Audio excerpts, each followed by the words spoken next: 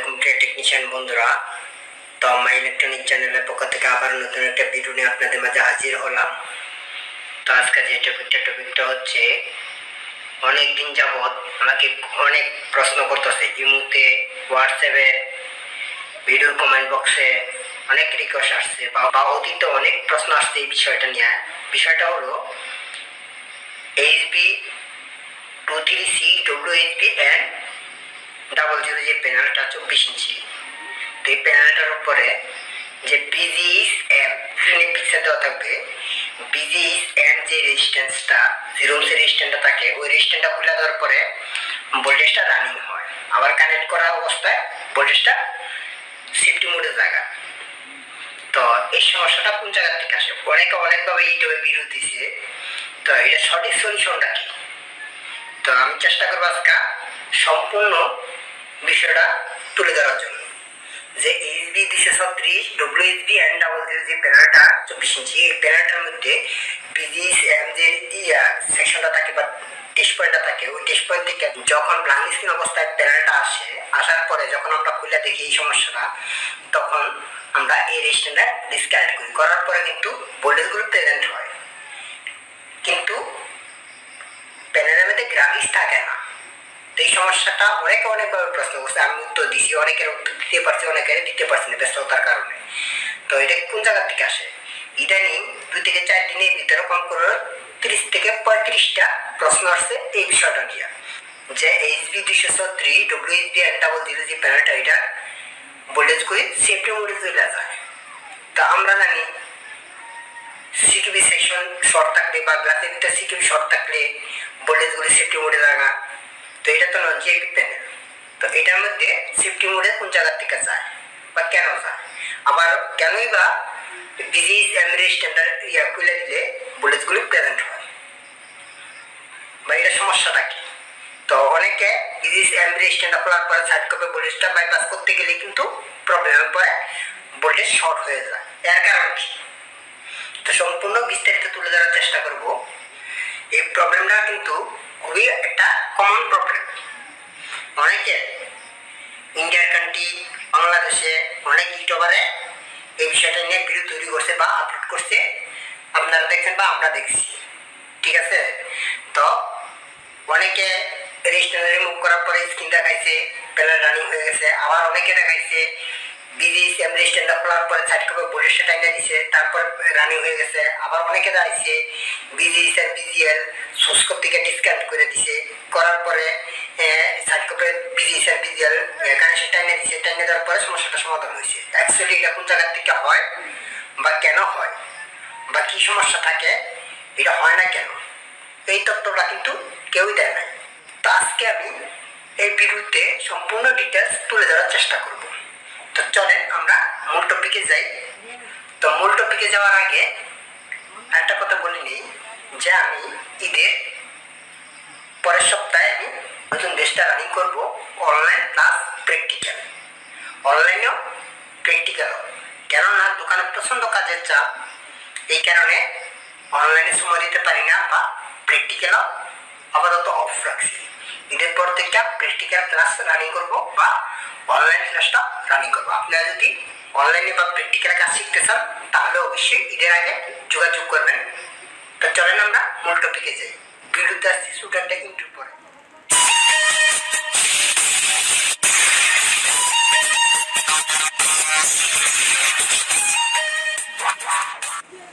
হ্যাঁ, ফিরে আসলাম ইন্ট্রোর পরে। তো চলেন এখন আমরা ছোট্ট একটা ভিডিওর ক্লিপ দেখে নিব, যে প্যানেলটা, এই প্যানেলের সলিউশনটা কিভাবে করতে হয় বা সমাধানটা কিভাবে বুঝতে হয়। প্রথমত আমরা স্ট্যান্ড বাই রিলিজ করবো। স্ট্যান্ড বাই রিলিজ হয়েছে, এখন আমরা ভোল্টেজগুলি জাস্টিফাই করবো। প্রথমত BGS ভোল্টেজটা 0 ভোল্টেজ, তারপরে BGSM এখানেও 0 ভোল্টেজ, তারপরে BGL এখানেও 0 ভোল্টেজ। এখন আমরা BCG ভোল্টেজটা চেক দিব। এখানে দেখেন বিসি ভোল্টেজটা প্রেজেন্ট আছে, কিন্তু বাকি ডিসি ডিসি বুস্ট কোনো ভোল্টেজে প্রেজেন্ট নাই, অথবা আমার প্যানেলটার সমস্যা আছে। এখন আমরা আবার বিজি স্টিচ পয়েন্টে ধরে দেখবো ভোল্টেজটা উল্টা করে দেয় কিনা। স্ট্যান্ড বাই রিলিজ করবো,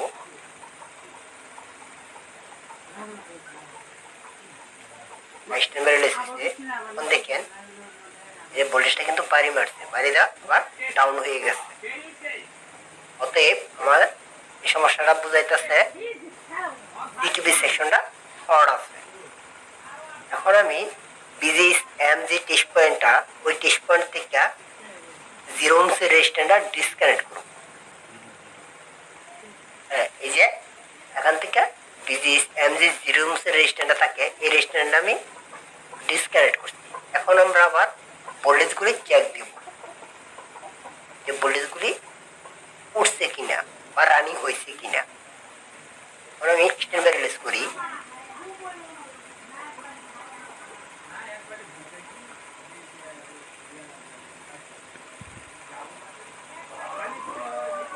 স্ট্যান্ড বাই রিলিজ হয়েছে,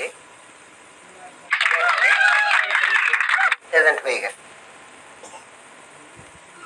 এবং বিজি এম 22 ভোল্ট প্রেজেন্ট আছে, বিজিএল -7 ভোল্ট প্রেজেন্ট আছে, এবিডিডি 11 ভোল্ট প্রেজেন্ট আছে। 11 থেকে 12 ভোল্ট, 2 ভোল্ট থাকে কিন্তু এখানে 12 ভোল্ট। এখন আমরা স্ক্রিনটা দেখবো, এই যে এখানে কিন্তু গোলাকার ব্লার স্ক্রিন, এই সমস্যাটা কোন জায়গা থেকে আসে। এখন আমরা প্র্যাকটিক্যালে বিষয়টা বুঝতে যাব বা বুঝবো।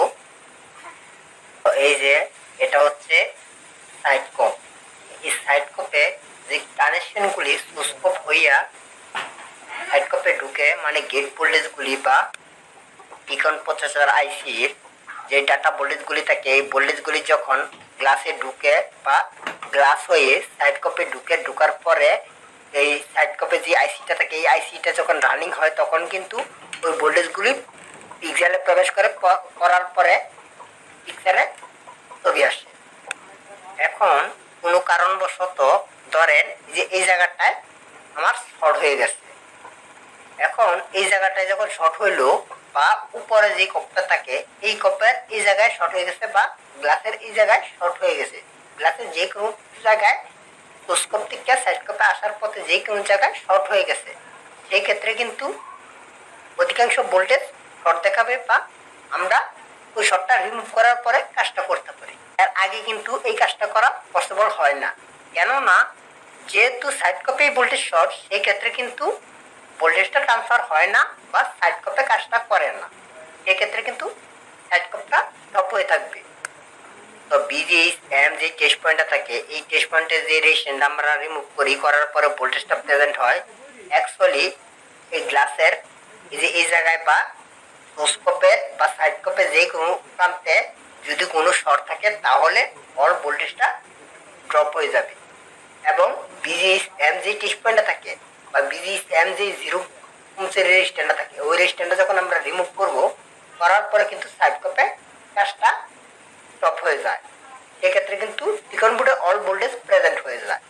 অতএব আমরা যদি 24 ইঞ্চি এই প্যানেলটার মধ্যে বিজিএস এম রেজিস্ট্যান্সটা রিমুভ করার পরে ভোল্টেজটা প্রেজেন্ট হয়, তাহলে 99% শুধু ধরে রাখবো সোর্সকোপ থেকে সাইড কপে আসার পথে যে কানেকশনগুলি থাকে, ওই কানেকশনগুলি অবশ্যই সামনে শর্ট আছে, হতে পারে ওপরে যে কপটা থাকে এই কপে, আর না হয়তো নিচে যে কপটা থাকে এই কপে বা গ্লাসে যে কোনো জায়গায় পুরা শর্ট হয়ে থাকলে বা সাইড কপটা শর্ট থাকলে বা সাইড কপে যেই কানেকশনগুলি আসে, এই কানেকশনগুলি যদি মরিচে পুরো শর্ট হয়ে থাকে তাহলে ভোল্টেজগুলি শর্ট হয়ে যাবে। এবং কি বিজিএস এম যে টেস্ট পয়েন্টটা, এই টেস্ট পয়েন্টটা যদি আমরা রিমুভ করি তাহলে ভোল্টেজগুলি প্রেজেন্ট হবে।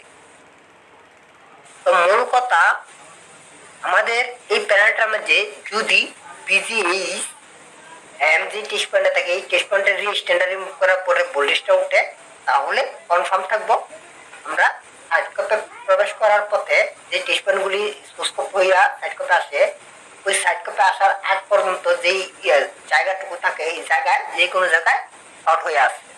ওই শর্টটা যখন আমরা রিমুভ করতে পারবো তখন কিন্তু আমরা কাজ করতে পারবো, এছাড়া কিন্তু চেষ্টা করা পসিবল হয় না বা সঠিক সলিউশনটা আমরা করতে পারবো না। কেননা ওই কাজটা করতে গেলে অবশ্যই আমার সামনে যে শর্টটা থাকে এই শর্টটা রিমুভ করতে হবে। এখন আপনাদের প্রশ্ন থাকতে পারে বা আমি কয়েকটা প্রশ্ন যে সাইড কাপে যখন আমরা বিজিএস এম রেজিস্ট্যান্ডটা রিমুভ করার পরে সাইড কাপে যখন আমরা ভোল্টেজ গুলি টাইনা দিই তখন কিন্তু ভোল্টেজটা শর্ট হয়ে যায়। এটার সলিউশনটা হচ্ছে সাইড কাপটা খারাপ। সাইড কাপ যদি খারাপ থাকে তাহলেও কিন্তু অল ভোল্টেজ ড্রপ হয়ে যাবে এবং বিজিএস এম যে টেস্ট পয়েন্টটা থাকে এই টেস্ট পয়েন্টের রেজিস্ট্যান্ডটা রিমুভ করার পরে ভোল্টেজগুলি প্রেজেন্ট হবে। অতএব এটা স্কোপ থেকে সাইড কাপে আসা পর্যন্ত যে কোনো জায়গায় শর্ট থাকতে পারে বা সাইড কাপটা খারাপ থাকতে পারে, তাহলে কিন্তু এই প্যানেলটার মধ্যে এই সমস্যাগুলি 100% হবে।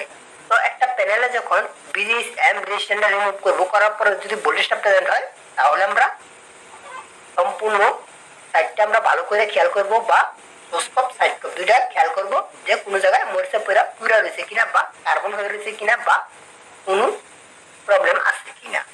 এই ক্ষেত্রে যদি না হয় তাহলে আমরা এই যে টিকন বোর্ড থেকে এই দুটো টেস্ট পয়েন্ট আমরা ডিসকানেক্ট করব।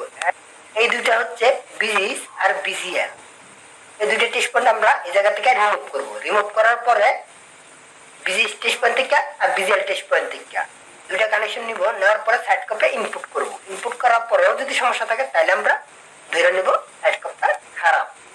আর যদি কোনো জায়গায় পুরে থাকে বা শর্ট হয়ে থাকে তাহলে এটা অবশ্যই আপনারা দেখতে পাবেন। ওই অবস্থায় যদি থাকে তাহলে আপনারা ওয়ার্নিং এর সাহায্য নেবেন। এতটুকুর জন্য আজকে এই ভিডিওটা নিয়ে আসলাম। ভিডিও থেকে যদি আপনারা কিছু বুঝতে পারেন অবশ্যই লাইক শেয়ার কমেন্ট করবেন। আর যদি ভিডিও থেকে কিছু ইনফরমেশন পান তাহলে please subscribe my YouTube channel. সবাই ভালো থাকবেন, সুস্থ থাকবেন, আল্লাহ।